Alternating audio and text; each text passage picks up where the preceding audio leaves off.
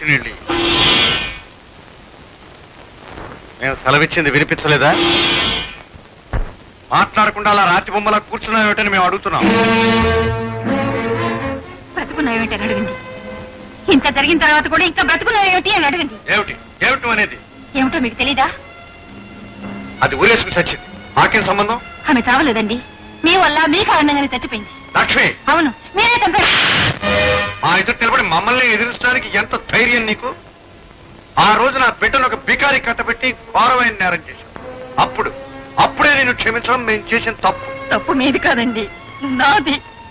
ఆ రోజు మిమ్మల్ని బ్రతికించుకోవడం కోసం తప్పు నేను చేశాను.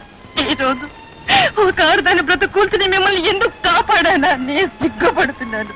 నా మాంగళ్యం పోయినా పర్వాలేదు. నువ్వెవరితో మాట్లాడుతున్నావో తెలుసా? తెలుసు. మానవత్వానికి అర్థం తెలియని ఒక జంతువుతో మాట్లాడుతున్నాను. మీ ముందు నిలబడడానికి నాకు అసహ్యంగా ఉంది.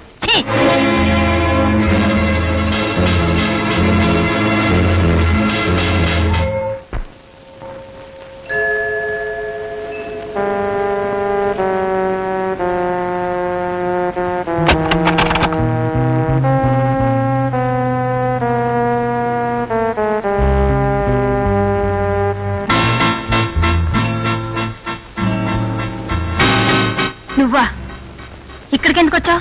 మేం చెయ్యాలనుకున్న పనికి రావాల్సిన చోటు ఇదే కనుక ఇక్కడికి వచ్చాం. అంటే ఏమిటి నీ ఉద్దేశం? డాక్టర్ అమ్మ, రోగుల్ని బాగు చేయడానికి ఈ ఊరొచ్చావు, కానీ మా పరువు ప్రతిష్టల్ని పాడు చేశావు. నీ కారణంగా ఆ రాజాగాడు కూడా గాలికి తోడైన నిప్పులాగా మండిపడుతున్నాడు. అందువల్ల మాకేం బాధ లేదు.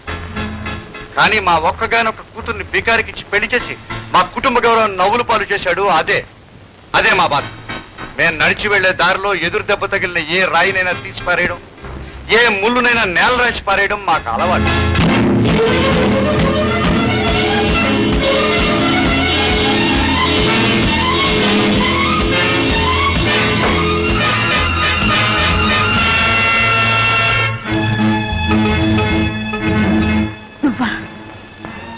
నువ్వా మా నాన్న చంపిన హంతకుడివి? ఏమిటి నువ్వు మాట్లాడేది? అసలు ఎవరు నువ్వు? నేనెవర్నా? 15 ఏళ్ల క్రితం నువ్వు చెప్పిన పాప పని చేయనందుకు ఒక దేవుళ్లాంటి డాక్టర్ని హత్య చేశావే, ఆ డాక్టర్ గారి కూతుర్ని. నీ చేతి మీద ముద్ర చూసిన దాన్ని, నీ చేత పడకుండా తప్పించుకున్న దాన్ని. మీ నాన్నని చంపడానికి మాకే అవసరం? నీకేమిటా? ఒక్కసారి గతంలోకి చూస్తే అర్థం అవుతుంది. మా నాన్నని చంపడానికి ముందు రోజు మా ఇంటికి వచ్చావు. నీ శత్రువైన మనిషికి పాయిజన్ ఇంజెక్షన్ ఇచ్చి చంపాలని మా నాన్నని అడిగావు. డబ్బా చూపించావు, మాటలతో బెదిరించావు.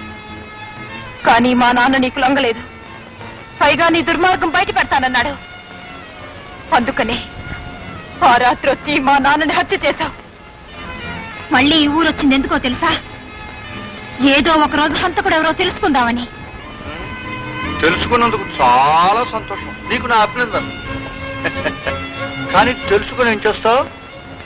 ఈ క్షణంలోనే బయటికెళ్ళి నువ్వు ఎంతో మంది ప్రాణాలు తీసిన హంతకుడు అని అందరితోనూ చెప్పి నీ ఆట కట్టించగలను. నేను హంతకుడన్న విషయం ఈ క్షణం వరకు ఎవరికీ తెలియదు. అది తెలిసిన నీ ప్రాణం తీసి శాశ్వతంగా నీ నోరు ముగిస్తే రహస్యంగానే ఉండిపోతుంది. నేను పెద్ద మనిషిగానే మిగిలిపోతా.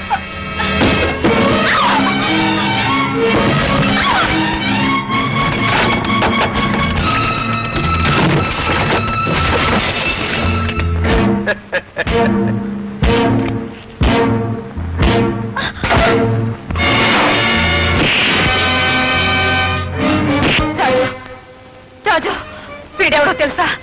నీ తండ్రిని నా తండ్రిని ఆనాడు దారుణంగా చంపిన హంతకుడు.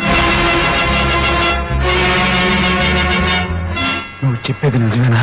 అవును రాజు, ఈ నిజం నాకు తెలిసిందని నన్ను ఇప్పుడు హత్య చేయాలని ప్రయత్నిస్తున్నాడు. రాజు, ఈ దుర్మార్గుడు తప్పించుకోకూడదు. వీణంతా చేయాలి.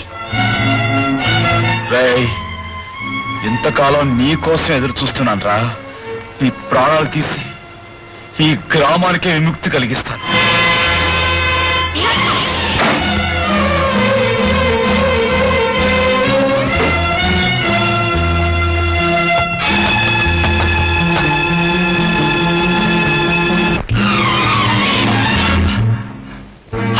అవును, ఆచార్య జమీందార్. కానీ ఇదివరకులా నీ మాటలు విని నువ్వు చెప్పిన పాపాలు చేసే దౌర్భాగ్యుడైన ఆచార్య మాత్రం కాదు. నేను మారిపోయి మనిషినయ్యాను. కనుకే నేను బతకనివ్వకూడదని నిర్ణయించుకున్నాను. ఆచార్య మంచిపోయి మాట్లాడుతున్నావా? మేమేం సెలవిస్తున్నావు అర్థమవుతుందా? నువ్వు ఏమని సెలవిచ్చినా వినే రోజులు పోయే జమీందార్. గతంలో రాజన్న నా చేయి కాకుండా నా మెండరికే చుట్టి నీ పాపాల్లో పాలు పంచుకునే కర్మ నాకు పట్టేది కాదు. బహుశా ఆ రోజు నన్ను చంపకుండా వదిలేసింది ఈ రోజు నిన్ను చంపాలకే.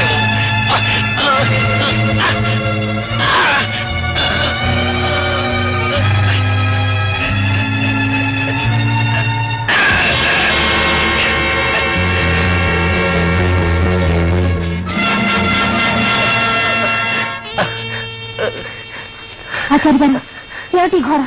ఘోరం కాదమ్మా, నేను చేసిన తప్పులకి శిక్ష. పావు నీడలో బతికే మనిషికి, పాపాత్ముడి నీడలో బతికే మనిషికి ఏదో ఒక రోజున కాటు తప్పదు. ఆ జమీందారు నన్ను పొడిచాడు. చూడు బాబు, ఆ దుర్మార్గుడు తప్పించుకుపోవడానికి వీల్లేదు. ఆ జమీందారు వాడు పాత బంకలకే వెళ్ళాడు. వెంటనే వెళ్ళి వాడు ఆట కట్టించు. నువ్వు వెళ్ళి వాడి సంగతి చూడు. ఆచార్య గారికి ఏ ప్రమాదం రాకుండా నేను చూసుకుంటాను.